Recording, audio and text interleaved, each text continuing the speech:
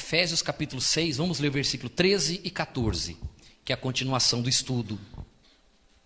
Diz assim, olha: portanto, tomai toda a armadura de Deus, para que possais resistir no dia mau. E depois de terdes vencido tudo, permanecer. Então, aqui a Bíblia fala sobre o dia mau, fala depois de terdes vencido tudo, e fala sobre permanecer inabalável. Por isso que nós precisamos da armadura de Deus. Versículo 14: estais, pois, firmes, cingindo-vos com a verdade e vestindo-vos da couraça da justiça. Amém? Deixa eu ler aqui um esboço que eu fiz. Falar sobre a armadura de Deus é falar de proteção contra as forças espirituais do mal, é afirmar, presta atenção, é afirmar que o diabo e os seus demônios não podem, sob qualquer pretexto, tocar em nossa vida. Isso não é uma possibilidade, isso é uma garantia. Então você tem que compreender que se você está vindo aqui de sexta-feira e você está levando a sério o que você está aprendendo, é uma garantia de que nem o mal vai poder tocar em você. Nem inveja, nem olho grande, nem bruxaria, nem feitiçaria, nem magia negra, nem voodoo, nem nada. Por isso é muito importante a tua sinceridade ao vir aqui na sexta-feira. Para ouvir, para aprender e para praticar. E aquilo que você precisa mudar, mude para o teu próprio bem. Quando a gente fala da couraça da justiça, nós estamos falando de uma peça que era colocada daqui até aqui. Aqui embaixo tinha um tipo de uma saia de couro. E essa couraça, ela vinha daqui até o pescoço. Na frente e atrás. Essa couraça de um couro muito rígido, ou às vezes de metal, era para proteger o coração. Porque o inimigo, o primeiro lugar que ele vinha para atacar, era justamente o coração. Porque se acertou o coração, acabou. Por que o apóstolo Paulo, ele fala sobre nós também vestirmos a couraça da justiça? Porque nós temos que proteger o nosso coração. Proteger o nosso coração com a justiça. Falamos da verdade semana passada, hoje nós vamos falar da justiça. Que justiça é essa tão importante que nós temos que proteger o nosso coração?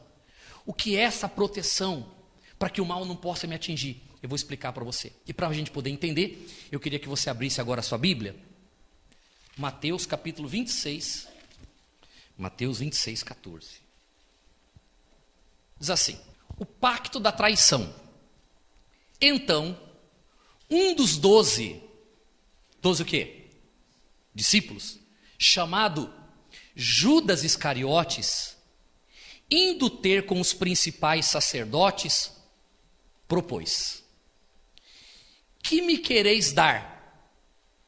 E eu vô-lo entregarei. E pagaram-lhe 30 moedas de prata.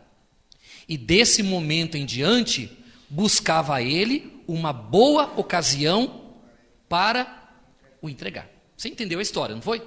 Judas, que era um discípulo de Jesus, chegou no sumo sacerdote, que estavam perseguindo Jesus para mandar matar Jesus, chegou para ele e falou assim: ó, o que vocês querem me dar para que eu entregue Jesus para vocês? Aí eles ofereceram 30 moedas de prata. Judas aceitou as 30 moedas e ficou esperando uma boa ocasião para então entregar Jesus para os soldados, para que ele fosse preso e posteriormente fosse crucificado. Aqui mesmo em Mateus, só que agora no capítulo 27, é a continuação agora. Mateus 27, 3. Mateus 27, 3. Não perca de vista que nós estamos falando sobre a justiça, tá? Couraça da justiça. Qual é o título? O suicídio de Judas. Presta bastante atenção agora.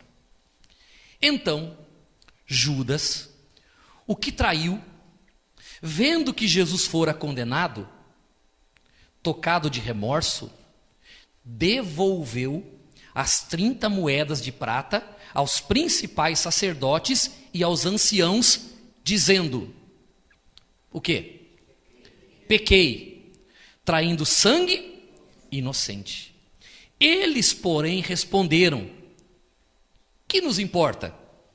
Isso é contigo. Então Judas, atirando para o santuário as moedas de prata, retirou-se e foi enforcar-se. Então Judas vendeu Jesus por 30 moedas. Achou que era um grande negócio que ele estava fazendo. Mas quando ele percebeu a burrada que ele fez, quando ele percebeu a estupidez que ele fez e o que Jesus ia passar, quando ele vendeu Jesus, né, entregou Jesus, traiu Jesus com um beijo, bateu remorso nele. E ele tentou consertar o erro que ele cometeu. O que ele fez? Foi até o templo, procurou quem? O sacerdote. Quem é o sacerdote? O líder do templo, o líder religioso. E quando ele chegou para o líder religioso, dizendo assim: olha, eu pequei, porque eu traí sangue inocente, eu estou devolvendo as moedas. O que eles falaram? Isso é contigo, isso é problema teu, não tenho nada a ver com isso. Você não quis vender? Agora está vendido, fica aí, esse problema teu. Judas pegou as moedas, jogou no templo, saiu e foi fazer o quê? Eu pergunto para você, o que o sacerdote deveria ter feito quando Judas foi lá com remorso devolver as moedas? O que ele, como um homem de Deus, hipoteticamente falando, deveria ter feito? Devia ter estendido para ele o perdão e permitido que ele fizesse o quê? Que ele se consertasse do erro que ele fez. Ele poderia ter feito isso, não podia? Ele era um sacerdote, ele poderia fazer isso. Mas ele fez. Ele deixou o peso da culpa nas costas de Judas. Deixou o peso do remorso nas costas de Judas. E Judas, por não conseguir viver com aquele remorso, por não conseguir conviver com o sentimento de culpa, o que ele fez? Ele foi se enforcar. Presta bastante atenção no que eu vou te falar. Quando nós falamos de justiça, nós estamos falando de uma consciência de algo muito importante que Deus fez por cada um de nós. O que ele fez? Jesus perdoou no sacrifício dele todos os nossos pecados. Mas eu quero que você observe isso, que o sentimento que a consciência de pecado, que a consciência de remorso, que a consciência de condenação leva a pessoa a se afastar cada vez mais de Deus, e uma vez se afastando cada vez mais de Deus, ela se aproxima cada vez mais do mal, a ponto do mal convencê-la de que é melhor ela tirar a vida dela. O afastamento, a distância da pessoa entre ela e Deus se tornou tão grande que as forças do mal têm fácil domínio para conduzir aquela pessoa a cometer um erro atrás do outro e nunca consertar os erros que ela cometeu. Então, a consciência do pecado, a consciência de condenação, o peso da condenação, afasta as pessoas de Deus, tornando ela um alvo fácil do diabo. Então, para que o mal não tenha acesso à minha vida e que o mal não possa tocar na minha vida, eu não posso ter comigo a consciência do pecado. Eu não posso ter comigo a consciência da condenação. Eu não posso carregar comigo o remorso. Por quê? Porque o remorso, essa consciência da condenação e não a consciência do perdão, ela abre um espaço para o mal na minha vida e eu fico sem proteção. Por isso eu preciso ter uma compreensão muito clara a respeito do perdão de Deus. Quando a Bíblia fala, toma a couraça da justiça, você tem que trazer para você a consciência do perdão. Por isso a importância de você ter consciência da obra que Jesus realizou na cruz por cada um de nós, para que você não carregue em você condenação, remorso de coisas erradas que você fez na sua vida, porque isso vai abrir espaço para o mal em você. Você precisa hoje, aqui e agora, você precisa pegar essa couraça e vestir, para que o mal nunca mais possa tocar na sua vida. Amém? Para a gente entender isso aqui, eu quero ler 2 Coríntios 5,18. Fala sobre o ministério da reconciliação. Olha que bacana que a gente vai ler. Ora, tudo provém de Deus, que nos reconciliou consigo mesmo, por meio de... O que é reconciliar, gente? Vamos pensar um pouquinho nessa palavra. Voltar à amizade, voltar a se relacionar, deixar de lado as picuinhas e voltar a viver bem. É isso que é se reconciliar. Então, ora, tudo provém de Deus, que nos reconciliou com quem? Consigo mesmo. Ora, a Bíblia não iria falar, a Bíblia não iria usar a palavra reconciliação se não houvesse inimizade entre a gente e Deus. Havia uma inimizade entre nós e Deus. O nome dessa inimizade é chamado de pecado. A Bíblia diz que nós éramos inimigos de Deus, porque nós vivíamos praticando as obras das trevas. Mas a Bíblia diz que Deus nos reconciliou com Ele mesmo. Perdoou os erros que a gente cometeu e nos trouxe para perto dele. Voltou à amizade. Hoje Deus é nosso amigo. Mas vamos entender. Ele nos reconciliou consigo mesmo por meio... Olha que coisa maravilhosa. Nós éramos inimigos de Deus.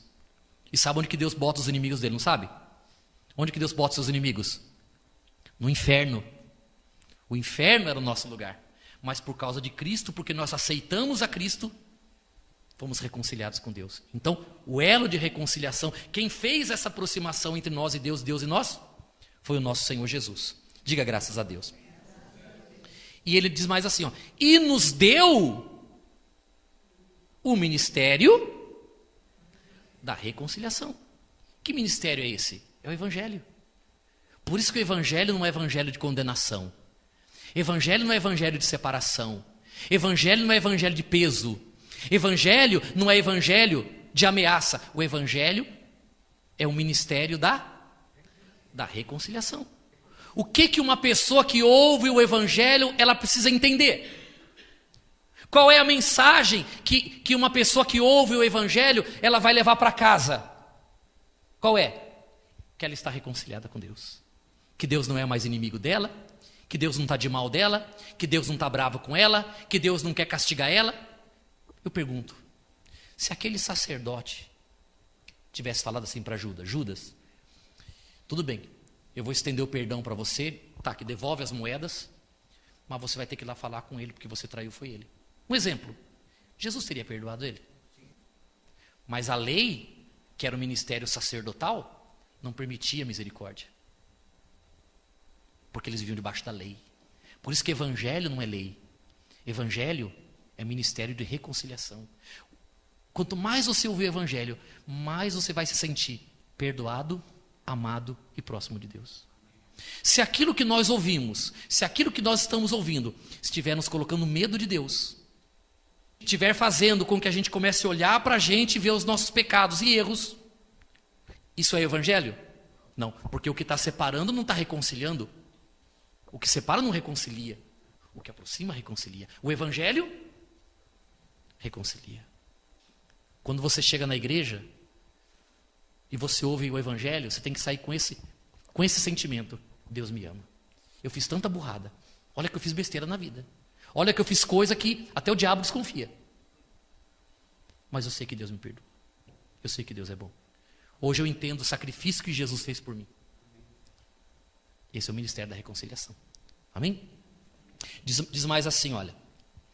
Versículo 19. A saber, que Deus estava em Cristo, reconciliando consigo mesmo o mundo. Quer dizer, Deus queria se reconciliar com o homem, mas Ele não podia fazer isso sozinho. Então Ele mandou Jesus em carne e através de Jesus nos reconciliou. É isso que está dizendo aqui. Reconciliando consigo mesmo o mundo. Olha agora. Não imputando aos homens as suas transgressões. E nos confiou a palavra da reconciliação. Deus não está considerando mais o pecado que você cometeu. Deixou para lá o teu pecado, seu pecado foi perdoado e Ele recebe você de novo como amigo. Por quê? A punição dos seus pecados, quem foi que pagou? Jesus pagou a punição pelos nossos pecados. Versículo 20. De sorte que somos embaixadores em nome de Cristo. O que é embaixador? Representante. Porque somos representantes em nome de Cristo, como se Deus exortasse por nosso intermédio. Em nome de Cristo, pois, rogamos que vos aceite essa reconciliação. Agora, o último versículo aqui, versículo 21. Aquele que não conheceu o pecado, quem que não conheceu o pecado? Jesus. Aquele que não conheceu o pecado, ele, Deus, o fez pecado por nós, para que nele fôssemos feitos justiça de Deus. Olha que, não é maravilhoso isso? Sim ou não? Jesus não tinha pecado porque ele era justo. Nós tínhamos pecados e éramos injustos. O que Deus fez? Deus imputou os nossos pecados nele e a justiça dele colocou sobre nós. Nós somos feitos justiça de Deus. Hoje Deus olha para nós e ele enxerga Jesus em nós. O amor de Deus está sobre nós hoje, como o amor dele está sobre Cristo. Por quê? Porque ele enxergou os nossos pecados em Jesus e puniu Jesus pelos nossos pecados. Então, nós somos hoje reconciliados com Deus, não foi porque Deus pegou os nossos pecados e jogou debaixo do tapete. Não. Os nossos pecados foram devidamente punidos. Só que ao invés de ser punidos em nós, foi punidos em quem? Em Jesus. Deus o fez pecado e nos fez justiça. Olha a obra maravilhosa de Deus. Esse é o ministério da reconciliação. Amém? O que nós somos? Eu quero ouvir essa palavra sair da sua boca. O que nós somos? Justiça. Mas você é perfeito? Mas você é santo? Hã? Você é um anjinho da guarda? O que você é? Cheio de defeito, cheio de erro. Mas você é justiça. Por que você entender isso é importante? Porque quando a gente comete um erro na nossa vida, e a gente comete erros, falhas, o diabo na hora vem para cima dizendo assim: você fez, você errou, você falhou. Sim ou não? A sua consciência fica como? Pesada. Você sente o quê? Remorso, arrependimento. Só que nessa hora você tem que lembrar de uma coisa: os meus pecados foram imputados, então eu sou a justiça de Deus em Cristo Jesus. Diabo, não toque em mim, porque eu sou a justiça de Deus em Cristo Jesus. Amém? Deu para compreender? Sim ou não? Esse é o recado que você tem que dar para o mal. Esse é o recado que você tem que dar para o diabo. Porque se você cair no erro de Judas, tentar resolver o problema de consciência por conta própria, você vai tropeçar e vai cair. Mas se você entender que você errou, que você falhou, mas que os seus pecados já foram punidos em Jesus e que você é a justiça de Deus, então o diabo não pode te acusar. Ele não pode acusar por quê? Porque os pecados que você cometeu já foram punidos em quem? Em Jesus. O diabo pode tocar em você? Mas ele vai vir. Ele vai vir. Na hora que você erra, na hora que você, por exemplo, discute com o marido, na hora que você comete um deslize, um erro, na hora o diabo já tenta mostrar para você que agora Deus está contra você. Que agora Deus vai te castigar. Que agora Deus vai te punir. Que agora Deus vai te procurar até te encontrar. E quando Ele te encontrar, você vai ser castigado. E esse problema que você está passando, olha o que o diabo fala. Se eu estiver errado, você tira. Você pode levantar e dizer que eu estou errado. Você pode levantar e falar que eu estou errado. Quando você não tem ainda a consciência clara da justiça, você não tem a couraça da justiça, e você erra. Quando acontece um problema na sua vida, um problema mais sério, um problema mais grave, o que você pensa? Que aquele problema é um castigo. É como se fosse Deus fazendo justiça sobre os erros que você cometeu. Só que isso está completamente errado, porque isso é o diabo que está falando para você. Os seus pecados, todas as consequências do seu pecado já caíram sobre Jesus. Não podem cair mais sobre você. A vida tem problema? Tem problema. A vida tem dificuldade? Tem dificuldade. Tudo é rosas? Como diz aquela canção? Não. Mas na hora que você estiver passando por um problema, lembre de uma coisa: eu sou a justiça de Deus em Cristo Jesus. Eu sou a justiça de Deus em Cristo. Isso é um problema que eu estou passando, isso é uma fatalidade, não importa. A vida tem problema, mas não pense que Deus está fazendo aquilo ou que Deus está permitindo aquilo. Você é a justiça de Deus em Cristo Jesus. Fatalidade, problema, dificuldade, é uma situação que você passou. Todo mundo passa. Mas você é a justiça de Deus.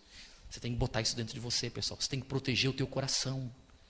Proteger o teu coração. Você não pode deixar o seu coração aberto assim, não.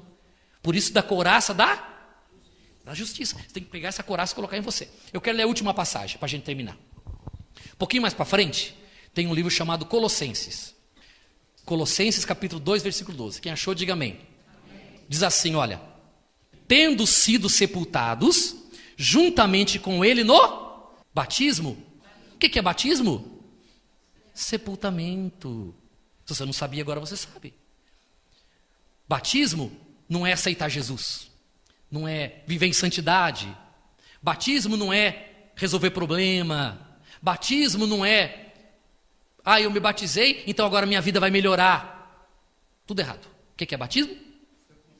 Sepultamento. Quando você tem a consciência de que você morreu em Cristo. Quando Deus olhou para a cruz, ele viu o pecador lá. A dona Mercedes, dona Rita, Andréia, Toninho, Ângela, Cássio, dona Nádia, nós. Deus estava vendo lá na cruz cada um de nós castigado pelos nossos pecados, mas em Cristo. Essa é a obra da cruz.